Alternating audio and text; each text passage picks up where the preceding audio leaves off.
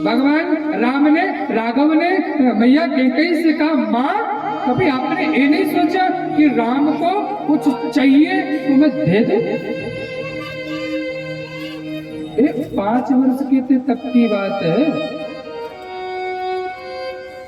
भैया ने कहा, अरे राघव तू ये कैसी बात कर रहा है भैया? ये जितना जो कुछ भी है ये सब तेरा ही है। तू एक बार मांग के देख तो सही। तेरे को मांगने में देरी होगी लेकिन कैकेयी देने में देरी नहीं करेगी। क्या चाहिए? राम ने कहा, माँ मैं जो आज आपसे मांगने जा रहा हूँ, कदाचित आपने आज मेरे को दे दिया तो आपका अब जस होगा। कहते हैं, मेरे को यश नहीं चाहिए, मेरे तो राम का चेहरा खिला होना चाहिए, यश नहीं चाहिए।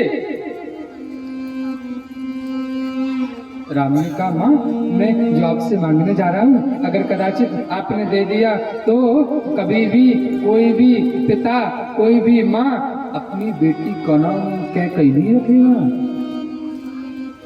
कभी भी कोई भी माँ बाप अपनी बेटी का नाम कैकेयी नहीं रखेगा। कैकेयी कहती है, हमको उसकी परवाह भी नहीं है। तू मांग तो सही बेटा, तेरे को चाहिए क्या है?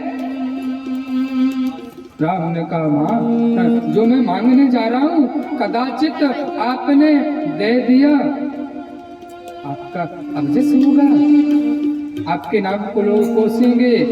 राम ने, कैकेयी ने कहा, मेरे को यश नहीं चाहिए, मेरे तो राघव का चेहरा बस खिला होना चाहिए।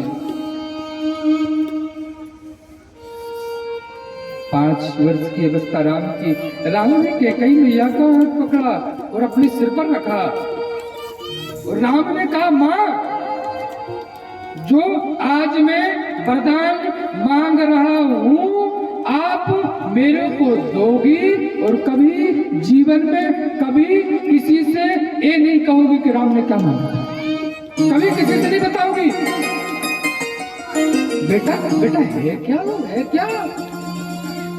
तो राम ने कहा, माँ मेरे सिर की सौगंध में खा के कहो कि कभी किसी से कहोगी नहीं, किसी को बताओगी नहीं।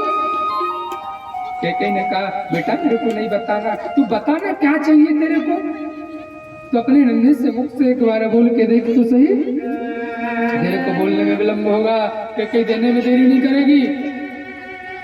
पुनः राम ने कैकेयी मैया का हाथ पकड़ा और अपने मस्तक पर रखा और कहा, माँ जो मैं वरदान आपसे मांगने जा रहा हूँ कदाचित आपने दे दिया, आपको वैधव्य रूप में रहना पड़ेगा, पिता की मृत्यु हो जाएगी। कैकेयी जमीन पर धड़ाम से गिर गई। बेटा तू ये क्या मांग रहा है? मेरे को वैधव्य रूप में रहना पड़ेगा। मैं नहीं दे सकती वरदान, मैं नहीं दे सकती, ये वरदान कैंसिल करो, मैं नहीं दूंगी। राम ने कहा, मेरे सर की सौगंध खाई है मैया आपने कि दोगी कभी जीवन में कभी किसी से नहीं बताओगी। बेटा क्या चाहिए, क्या चाहिए? अच्छा कदाचित मैं वैधव्य रूप में मेरे को रहना पड़े ये भी मंजूर है, लेकिन चाहिए क्या तू बोल के तो देख। राम ने कहा, माँ एक समय ऐसा आएगा कि भैया भरत को राजगद्दी और 14 वर्ष राम वनवासी, 14 वर्षों के लिए आप पिता से मेरे लिए 14 वर्ष के लिए वरदान मांगना कि राम को वन में भेज दो। तो कैकेयी मैया जमीन पर गिर गई। राम मैं वैधव्य रूप में रहना पड़ता, मेरा अवजस होता तब भी ठीक था, लेकिन 14 वर्षों के लिए राम मेरे नेत्रों से ओझल हो जाए मैं बर्दाश्त नहीं कर पाऊंगी, मैं नहीं दूंगी, मैं नहीं दे सकती।